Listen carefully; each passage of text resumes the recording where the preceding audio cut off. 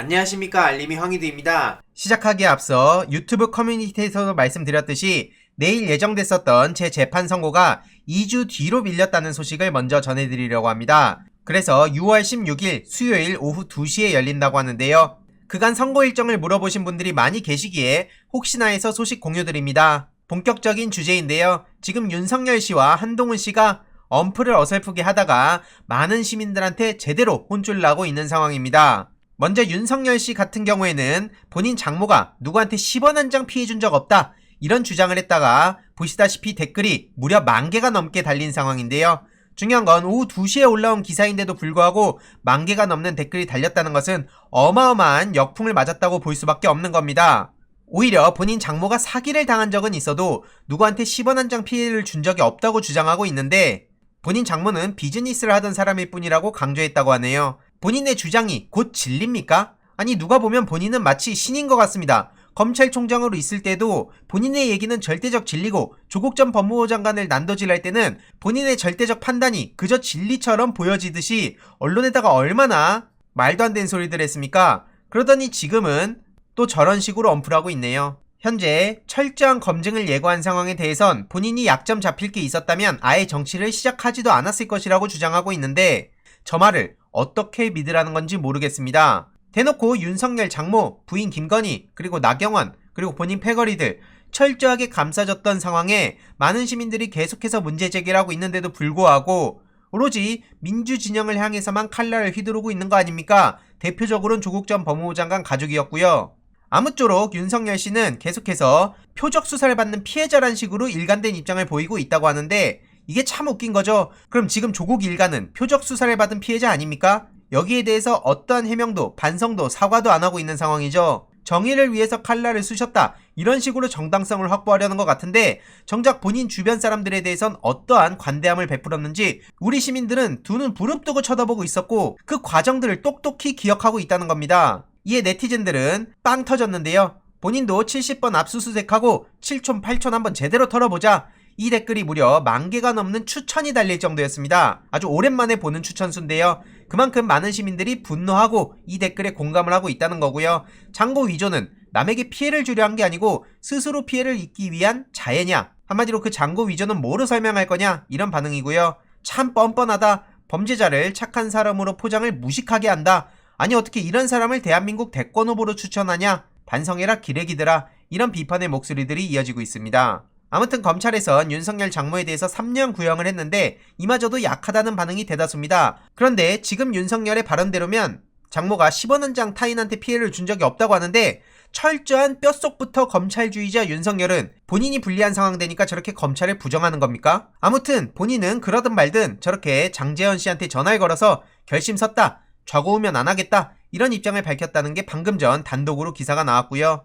이런 상황에 정해진 게 없다고 저렇게 말도 안 되는 얄팍한 술수를 쓰고 있는데, 누가 보더라도 어쨌든 지금 국민의힘 측하고도 계속해서 논의를 주고받으며 열심히 대권 플랜을 준비하고 있는 걸 누구나 다 알 수 있습니다. 게다가 윤석열 패거리의 최측근 중의 측근인 한동훈 씨가 또 저렇게 엄풀하고 있네요. 마찬가지로 조국 사태가 이 나라를 후지게 만들었다는 어설픈 엄풀을 해서 또 혼쭐 나고 있는데, 이에 대해서 네티즌들은 한동훈이 나라를 검찰공화국으로 만들려고 하지 않았냐, 본인 휴대폰 비밀번호나 까고 그 얘기를 해라, 한마디로 핸드폰 공개해서 수사에 제대로 협조하라는 건데, 본인이 불리한 건 계속해서 회피하면서 저렇게 조국 전 장관을 향해서만 화내는 걸 보면 조국 교수 책을 사야겠다는 생각이 든다, 한동훈이 화낼수록 오히려 조국의 시간책 마케팅이 된다, 이런 반응까지 나올 정도였습니다.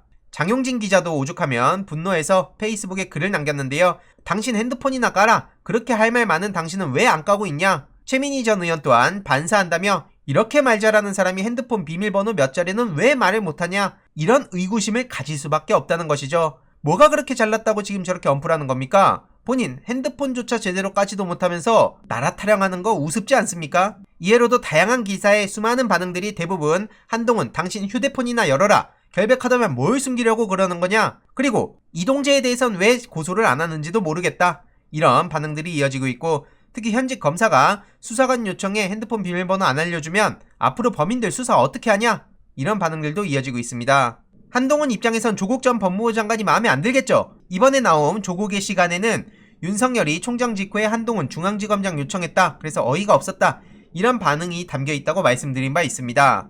당연히 이건 어처구니가 없는 행동인 거고요. 하지만 윤석열과 한동훈 입장에선 조국 전 법무부 장관이 얼마나 미웠겠습니까? 그러다가 마침 잘 걸렸다 생각을 했겠죠. 중요한 건 이 조국의 시간이 나오자 윤석열 20대 지지율이 급락했다는 소식도 전해졌습니다. 그리고 문재인 대통령 지지율이 상승했다는 소식이 어제 전해진 바 있는데요. 실제로 지금 굉장히 뜨거운 반응을 보이고 있습니다. 품절돼서 빨리 책을 더 찍어내고 풀어달라, 이런 반응들이 전국에서 이어지고 있는데요. 조국의 시간 발간 이후에 정치권과 언론 등에서 꼬투리 잡기를 하기에 직접 조국 전 장관이 몇 가지 답변을 했습니다.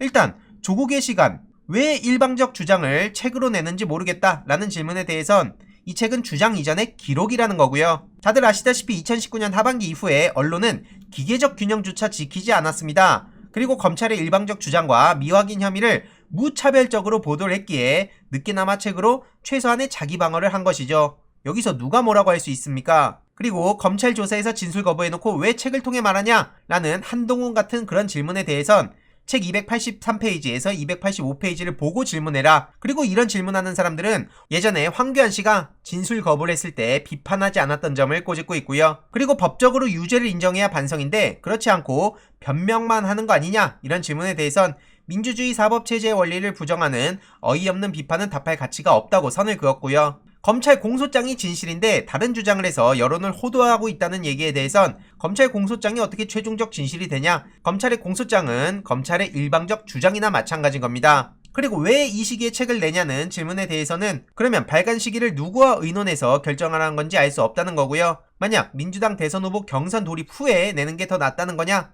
당연히 아니죠. 그리고 검찰과 언론과 정치 카르텔의 합작 공격으로 불리하게 형성된 여론을 계속 감수하며 살라는 건 너무나 폭력적이고 말도 안 되는 겁니다. 그 누구도 이걸 감내할 수 있는 사람은 없고요.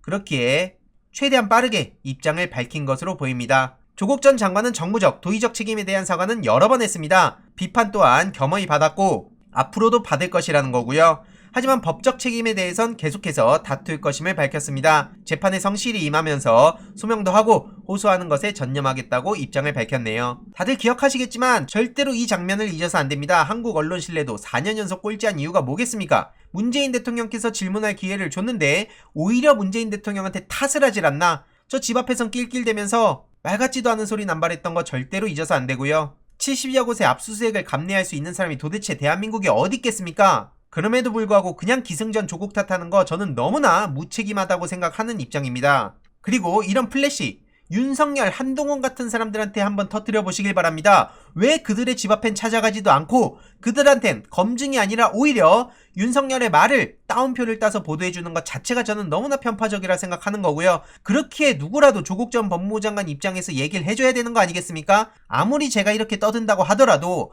언론에 비하면 세 발의 피에 불과한데 그마저도 하지 말라는 것은 오히려 비겁한 것이라 생각하고요. 기계적 중립 타령하실 거면 그냥 차라리 본인들이 응원하는 채널에 가서 거기에 응원 댓글 남기시는 게 차라리 효율적인 시간이 아닐까 생각합니다. 그리고 마지막으로 민주당에선 전국민 재난지원금 시동을 걸고 있다는 소식이 전해졌습니다. 오는 9월쯤에 전국민 재난지원금 지급을 거론하고 있다고 하는데 추가적인 소식들 계속해서 전해드리도록 하겠습니다. 이번 내용도 유익했다면 구독, 좋아요, 알림 설정, 멤버십 가입 정말 큰 힘이 된다는 점 말씀드리고 싶습니다. 이번 내용도 주위에 널리 공유 부탁드립니다.